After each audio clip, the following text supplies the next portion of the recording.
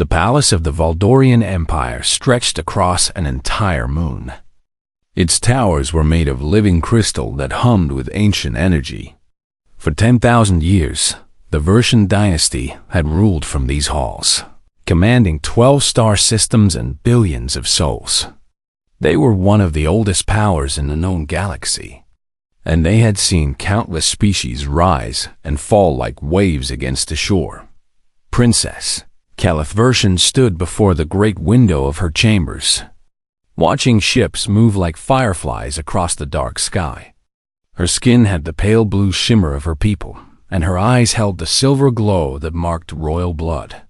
She was 300 years old, still young by Valdorian standards, and she had never known true anger until this morning. Her father's messenger had come with news that burned like poison. She was to be married, not to a Valdorian noble, not to a prince of the allied Theronian collective, but to a human military commander from a species that had only discovered faster than light travel 2 centuries ago. Kelith turned from the window as her handmaiden. A quiet woman named Salaith arranged her ceremonial robes. "They cannot be serious," Kelith said.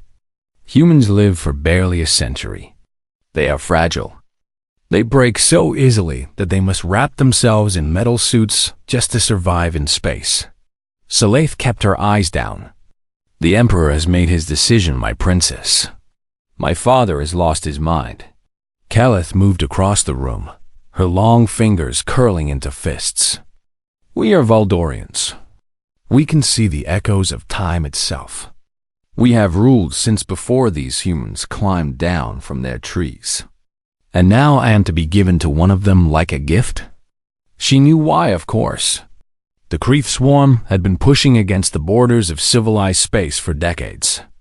The insectoid monsters consumed everything in their path, and even the great empires had struggled to hold them back. Then the humans had appeared on the galactic stage, and something strange had happened. The Kreeth had attacked human colonies, expecting easy prey. Instead, they had found something that fought back with unexpected ferocity. The humans had held lines that should have broken. They had won battles that should have been massacres. And now they controlled the Avalon Corridor, a hyperspace route that connected the core worlds to the outer territories. Every empire needed access to that corridor, and the humans knew it dots, so her father had offered a marriage alliance. A Valdorian princess for a human commander. Peace and partnership sealed in blood. Kelith wanted to scream. The journey to Earth's orbital station took 3 weeks. Kelith spent most of it alone in her quarters, refusing meals and speaking to no one except Salaith. She read everything she could find about humans, and none of it impressed her. They were omnivores who had evolved on a death world filled with predators, diseases, and natural disasters. Their bodies were soft, and their bones broke easily. They aged visibly within decades and died before they could accumulate any real wisdom. The only thing unusual about them was their stubbornness. Every report mentioned it. Humans did not know when to quit. They would fight battles they could not win and somehow survive through sheer refusal to die. Military analysts called it irrational persistence. Kelith called it stupidity. The orbital station was called Haven, and it hung above the blue and green planet like a silver crown. Kelith had to admit that it was impressive for such a young species. The station housed millions and served as humanity's gateway to the stars. Ships from dozens of species docked at its ports, and the corridors were filled with beings from across the galaxy. Her human escort met her at the docking bay. They were polite and professional, dressed in simple military uniforms that bore no decoration. She towered over them as all Valdorians did, and she made sure they felt it. Then she saw him. Daniel Cole stood apart from the others. He was not tall for a human, and he was not handsome by any species standards.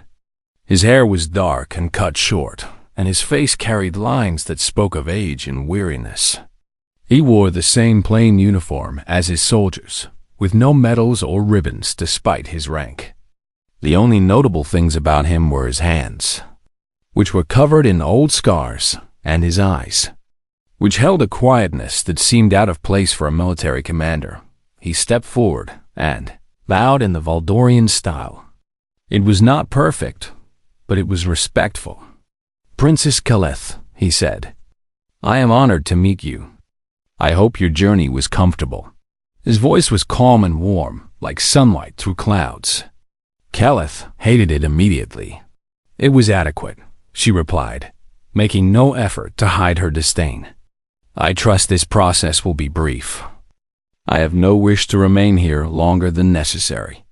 If her words hurt him, he did not show it. He simply nodded and gestured toward the corridor. "Of course, Your Highness. I have arranged quarters for you and your attendants. Please let me know if you need anything at all." She brushed past him without another word. Saleith followed, casting an apologetic glance at the human commander. Daniel watched them go, his expression unchanged.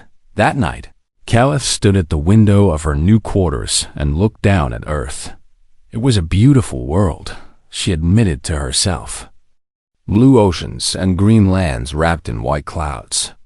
Hard to believe that such a gentle-looking planet had produced a species that refused to die. She thought about Daniel Cole and his scarred hands. She wondered what kind of battles had marked him, what kind of violence he had seen. Then she pushed the thought away. It did not matter. He was human. He was beneath her. And no treaty would ever change that. In another part of the station, Daniel sat alone in his small office. He looked at a photograph on his desk, a picture of a younger man standing with friends who were no longer alive.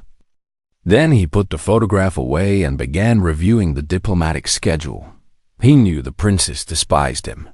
He had seen it in her eyes, heard it in her voice. It did not surprise him. The galaxy had never been kind to humans, and respect was something they had to earn again and again.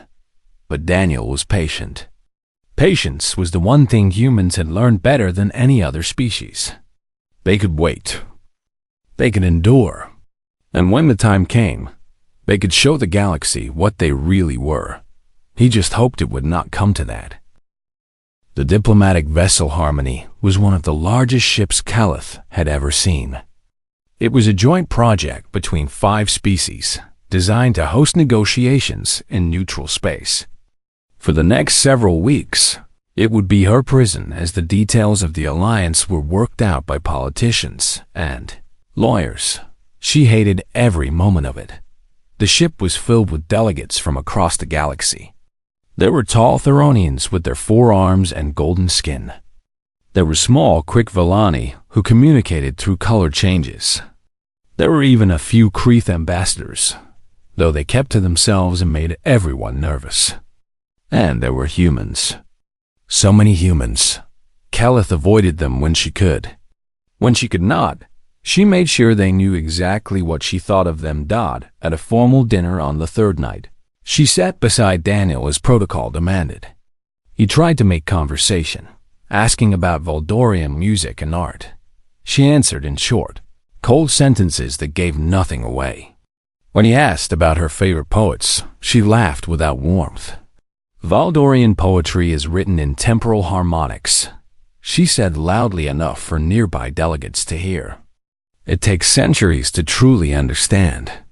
I doubt a human mind could grasp even the simplest verse. Daniel nodded thoughtfully. You are probably right, but I would still like to try, if you would teach me. His response caught her off guard. She had expected anger or embarrassment. Instead, he seemed genuinely interested. It made her angrier than if he had shouted at her. You would be dead before you understood the first word, she snapped. Perhaps, he agreed. But I have always believed that trying matters more than succeeding. She had no answer for that. She turned away and refused to speak to him for the rest of the night. The days that followed were more of the same. Kaleth missed no opportunity to remind everyone that humans were newcomers. Primitives, lucky survivors who had stumbled onto the galactic stage by accident. She mocked their short lives, their soft bodies, and their simple technology. She made sure Daniel heard every word. And every time he responded with patience and kindness. He never raised his voice. He never defended himself with anger. He simply absorbed her cruelty like water soaking into sand. Her attendants began to whisper. Saleith told her that the other species were starting to pity the human. Some were saying that the Valdorian princess was cruel and cold. Keleth did not care. Let them think what they wanted, but something strange began to happen. The more she attacked Daniel, the more she noticed small things about him. The way he always stood when she entered a room. The way he learned the names of all her attendants and asked about their comfort. The way he spent hours studying Valdorian history and customs, filling notebooks with careful observations. One evening, she found him in the ship's library, reading a Valdorian text on temporal philosophy. The book was considered difficult even for her people, yet he was working through it word by word with a translation device. "That book is beyond you," she said from the doorway. He looked up without surprise. "I know, but your people believe that understanding time is the key to understanding existence." "I want to understand how you see the universe. Why?" She stepped into the room, genuinely curious despite herself. "What does it matter to you?" Daniel closed the book and considered her question. "Because we are going to be partners. Maybe more than that, if the treaty holds.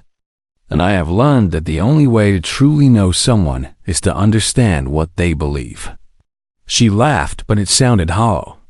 "You think reading a book will help you know me?" "No." He met her eyes, and for a moment she saw something deep and tired in his gaze. "But it is a start."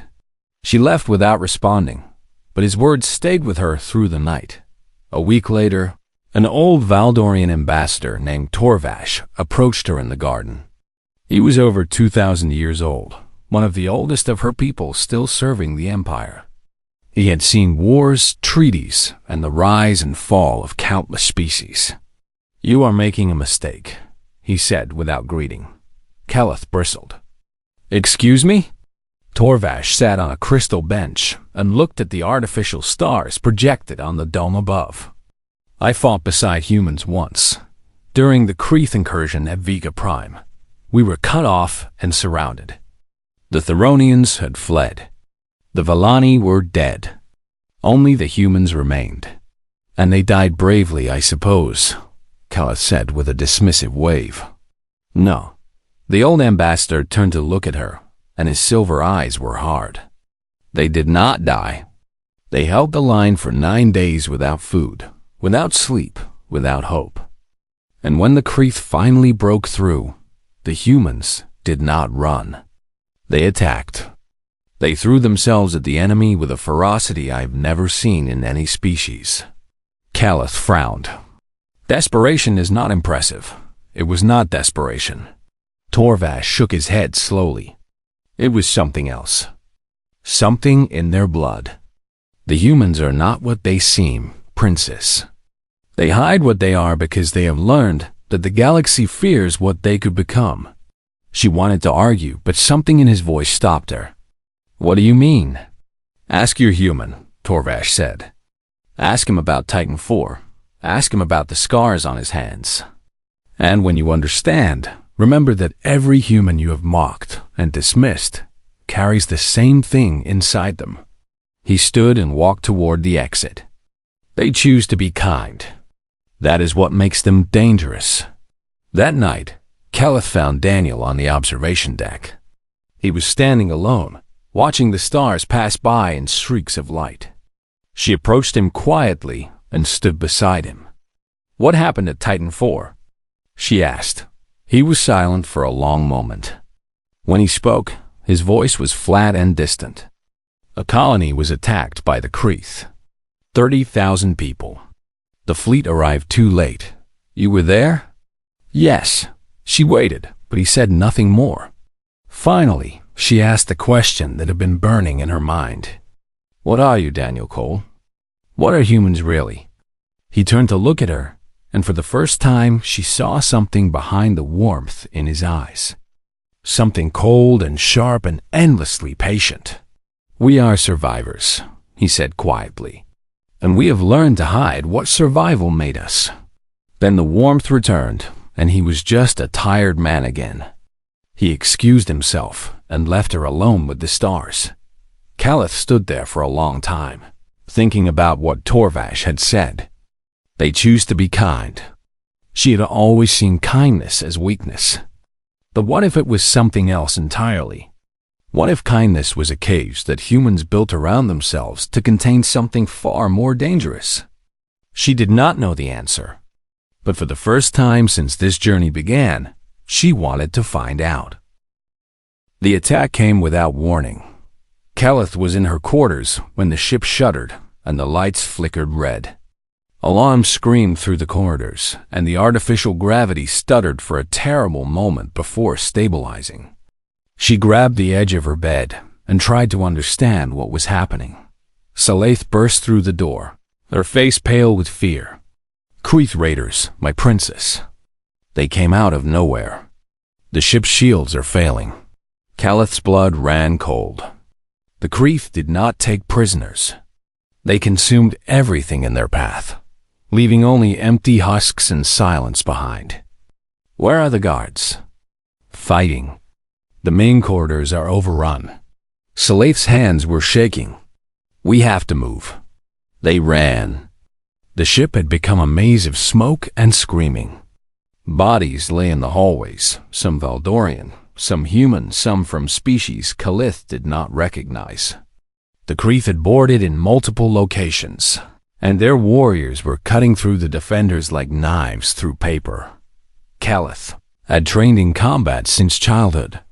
All Valdorian royalty did. She carried a crystal blade at her hip, a weapon passed down through generations of her family. She drew it now, its edge glowing with pale light, and led Saleh through the chaos. They made it 3 corridors before they ran into the enemy. The Queeth warrior stood at the junction ahead. It was tall and bent, with a hard shell the color of dry blood and too many limbs ending in claws.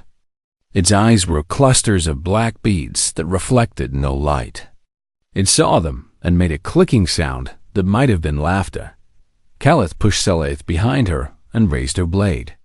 She had killed before, in training and in ceremony, but she had never faced a Queeth. The creature moved faster than she expected. Its claw swept toward her head, and she barely dodged in time. She struck back with her blade, aiming for the joint between its armor plates. The crystal edge, which had cut through training dummies like air, shattered against the Queeth shell. She stared at the broken weapon in disbelief. The Queeth made its clicking laugh again and swung its other arm. This time she was not fast enough. The blow caught her shoulder and sent her spinning into the wall. Pain exploded through her body. Salaith screamed. The Queeth turned toward her handmaiden, raising a claw for the kill. Then something happened. A figure came from the side corridor, moving with a speed that should not have been possible for any creature Caliph knew. It was Daniel, but it was not the Daniel she had known. His face was empty of all warmth. His eyes had become something cold and focused, like a predator that had spotted prey. He carried no weapon, only a broken piece of metal that looked like it had been torn from a wall panel. The Queeth turned to face this new threat, but it was already too late. Daniel closed the distance in 2 steps and drove the broken metal into the gap between the creature's head and body. The Queeth made a wet, gurgling sound and collapsed. Before the body hit the ground, Daniel was moving again. 2 more Queeth appeared from the corridor behind him. He did not hesitate. He did not even slow down. Caliph watched, unable to move, as the quiet human she had dismissed and mocked transformed into something else entirely. He fought with a brutal efficiency that spoke of endless practice. Every movement was designed to kill. There was no wasted motion, no hesitation, no mercy. One Queeth fell when Daniel tore a claw from its own arm and used it to pierce its skull. The other died when he broke its neck with his bare hands, a feat that should have been impossible for a human. More were coming. She could hear them clicking and skittering in the corridors. Daniel stood among the dead, breathing hard, covered in blood that was not his own. He looked at her with those cold eyes and spoke in a voice she did not recognize. "Can you walk?" She nodded, not trusting her voice. "Then follow me. Stay close." He did not wait for a response. He moved down the corridor, and she followed. Salaith stumbled after them, too terrified to speak. The next hour was a nightmare. Kreeth were everywhere. The ship's defenders were scattered and overwhelmed. But wherever Daniel went, the enemy fell. He used anything as a weapon. Pipes, broken glass, pieces of armor torn from dead soldiers. At one point, he killed a Kreeth with nothing but his hands and teeth, tearing into its throat with an animal fury that made Keleth's stomach turn. She saw him take wounds that should have stopped him. A claw raked across his back, opening deep cuts. Another strike broke something in his side with an audible crack. But he did not stop. He did not even slow down. He absorbed the pain and kept fighting, kept killing, kept moving forward with the relentless patience of something that had been designed for this. They reached the emergency bunker as the ship's security finally rallied. The Kreeth were being pushed back, and reinforcements had arrived from allied vessels. But Keleth barely noticed. She stood against the bunker wall, staring at Daniel as medical teams rushed to help the wounded. He was still standing. Blood dripped from a dozen wounds, and his breathing was ragged and wet. But his eyes were still scanning the corridor, still looking for threats, still ready to fight. A human medic approached him with supplies. Daniel looked at the man with those empty eyes, and the medic stepped back in visible fear. Then, slowly, the coldness faded. The warmth returned. Daniel blinked and looked down at himself, as if seeing his wounds for the first time. "I am fine," he said, his voice rough. "Help the others first." The medic hesitated, then nodded and moved away. Daniel leaned against the wall and closed his eyes. Keleth approached him slowly. She did not know what to say. Everything she thought she knew about humans had been shattered in the last hour. This man, this quiet and patient man she had treated with such contempt, had just killed a dozen Kreeth warriors with his bare hands. He had taken wounds that would have killed a Valdorian and kept fighting. "What are you?" she whispered. He opened his eyes and looked at her. For a moment, she saw both the man and the monster together. The warmth and the cold. The patience and the violence. "I am human," he said simply. Then he slid down the wall and passed out from blood loss, leaving Keleth alone with her shattered understanding of the galaxy. Daniel did not wake for 3 days. The doctor said it was a miracle he had survived at all. His body had been broken in ways that should have killed him. 3 cracked ribs, a punctured lung, deep lacerations across his back and arms, internal bleeding that required emergency surgery. Any one of these wounds would have ended a battle for most species. Daniel had kept fighting through all of them. Keleth found herself visiting the medical bay again and again. She told herself it was because protocol demanded it. She told herself it was because the Alliance required her to show concern. But deep down, she knew the truth. She could not stop thinking about what she had seen. On the second day, she found the old ambassador Torvash sitting beside Daniel's bed. The ancient Valdorian looked up as she entered, but did not seem surprised. "You saw it," he said. It was not a question. She nodded slowly. "I do not understand." He is soft. His bones break. His body heals slowly. How can something so fragile be so dangerous? Torvash smiled, but there was no humor in it. That is the question every species asks when they first truly see humans. We look at them and see weakness. We see short lives and vulnerable bodies. We see creatures who should not have survived their own planet. He leaned forward, his silver eyes intense. But we miss what matters. Humans are not strong despite their fragility. They are strong because of it. Every generation, their bodies break and heal, break and heal. Every ancestor who survived passed down the knowledge of pain and the will to endure it. They are not built to avoid damage.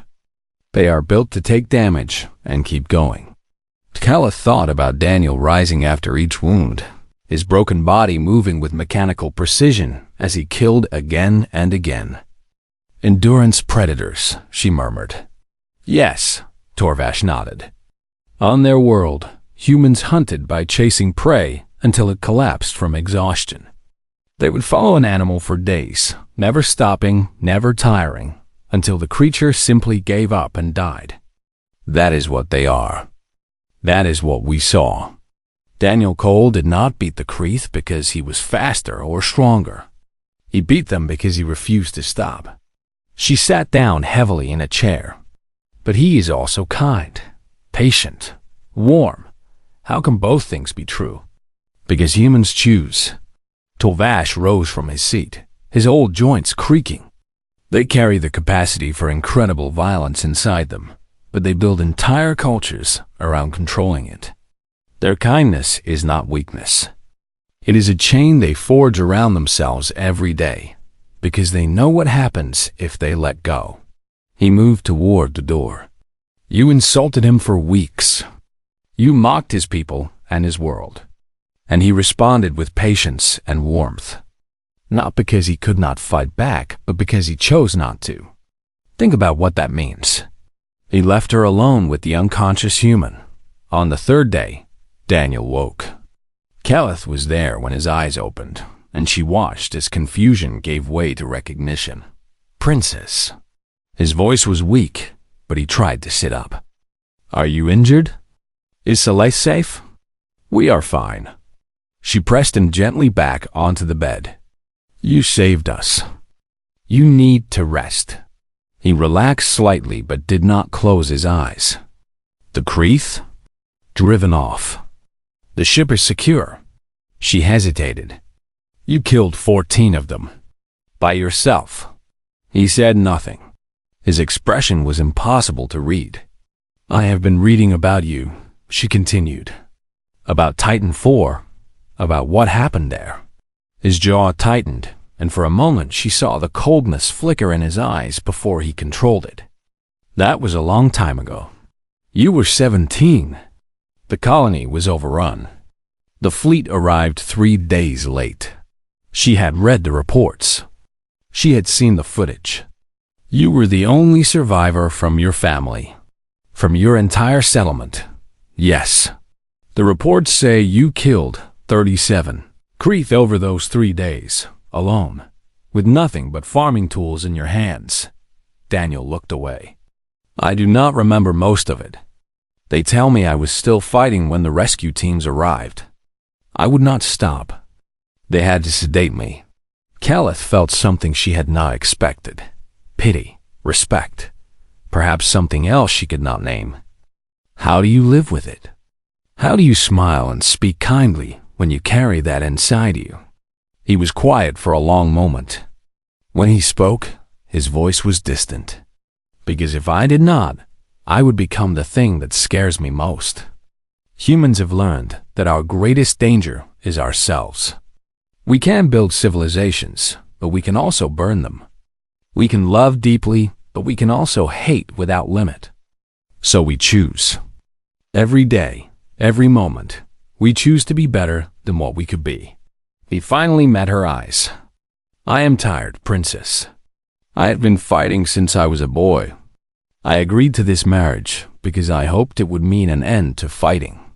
Peace between our people. A future where children do not have to become what I became. His voice cracked slightly. I do not want to be a weapon anymore, but I will be if I have to. If that is what it takes to protect the people I care about. Caliph sat in silence, processing his words. She had called humans primitive. She had called them weak. But now she understood that they were something far more complex. They were creatures who had looked into the darkness inside themselves and chosen to walk in the light anyway. "I was wrong about you," she said finally.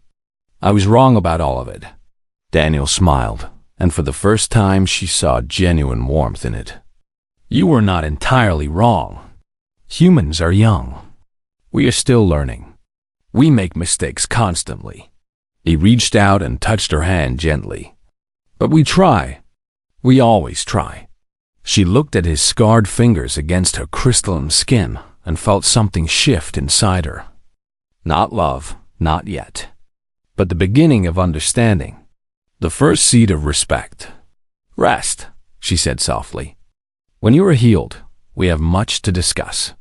He nodded and closed his eyes. Within moments, he was asleep again, his body already working to repair itself. Caliph stayed by his side until the ship's lights dimmed for the evening cycle. She watched the slow rise and fall of his chest and thought about the strange, terrifying, beautiful creatures called humans. They were not what she had expected. They were so much more. The weeks that followed changed everything. Caliph no longer avoided Daniel. Instead, she sought him out. They walked together through the ship's gardens, talking for hours about their worlds, their peoples, their hopes and fears. She taught him the basics of Valdorian poetry, and he taught her human music, simple songs that his mother had sung to him as a child. She found herself laughing at his jokes, and the sound surprised her every time. The other delegates noticed the change. The Theronians whispered that the princess had finally warmed to her human. The Vellani changed colors and patterns that suggested approval. Even the Kreeth ambassadors, who had distanced themselves from the raiding party, watched the growing bond with something like curiosity. But the biggest change wasn't how. Caliph saw humanity itself. She began spending time with the human crew members, learning their names and their stories. She discovered that every one of them carried scars, visible or hidden. They had lost family to war, to disease, to the simple cruelty of a universe that did not care about them. And yet they smiled. They made jokes. They helped each other and strangers, alike without expecting anything in return. She met a human engineer named Grace who had lost her husband in a Kreeth attack and now spent her spare time teaching alien children how to play human games. She met a soldier named Marcus who had killed more enemies than he could count and now painted beautiful pictures of flowers in his quarters. She met a doctor named Ellen who had seen terrible things and still stayed up late to comfort frightened patients. They were all like Daniel, broken and healed, damaged and kind, carrying darkness and choosing light. One evening, she found Daniel on the observation deck where they had spoken before. He was looking healthier now. His wounds faded to fresh scars that would join the others on his body. He smiled when he saw her approach. "I received a message from your father," he said. "He thanks us for surviving the attack and confirms that the alliance will proceed." Caliph nodded. "I received the same message. He also asked about my feelings regarding the marriage." "And what did you tell him?" She stood beside him and looked out at the stars. "I told him that I have changed my mind, that I no longer resist the arrangement." Daniel was quiet for a moment. "I hope that is because you want this, not because you feel obligated." She turned to face him. "When I first saw you, I saw weakness. A soft creature from a primitive world, unworthy of a Valdorian princess." She reached out and took his scarred hand in hers. "Now I see something else. I see a man who has been through fire and chosen to be gentle. I see a species that could destroy the galaxy, but chooses instead to build and heal. I see strength that I was too blind to recognize." His eyes met hers, and she saw the warmth she had once dismissed as weakness. Now she understood it was the bravest thing about him. "I do not love you yet," she admitted. "I do not know if Valdorians love the way humans do. But I respect you, Daniel Cole. I want to learn from you and your people. And I believe that together, we could build something important." He smiled, and it reached his eyes. "That is more than I hoped for. And it is enough to start." The bonding ceremony took place 3 weeks later on a space station orbiting a neutral world. Delegates from 20 species attended, filling the great hall with a rainbow of colors and forms. The ceremony combined Valdorian tradition with human customs, creating something new that belonged to both cultures. Calith wore robes of silver and blue, the colors of her house.